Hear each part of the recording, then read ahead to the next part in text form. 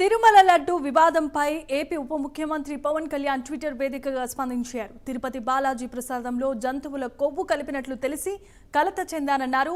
YCP ప్రభుత్వం ఏర్పడిన తర్వాత చేసిన టీటీడీ బోర్డు ఎన్నో ప్రశ్నలకు సమాధానం చెప్పాల్సిన అవసరం ఉందని ఆయన డిమాండ్ చేశారు. సాధ్యమైనంత కఠినమైన చర్యలు తీసుకోవడానికి తమ ప్రభుత్వం కట్టుబడి ఉందన్నారు. దేవాలయాల పవిత్రత, భూమి సమస్యలు, ఇతర ధార్మిక పద్ధతులకు సంబంధించిన అనేక సమస్యలపై దృష్టిని సారిస్తామన్నారు.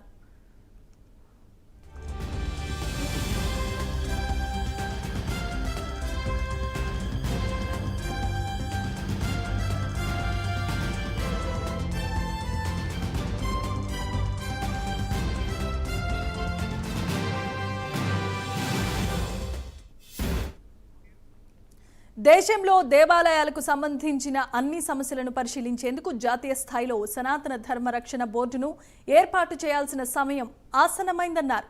జాతీయ స్థాయిలో దీనిపై చర్చ జరగాలన్నారు.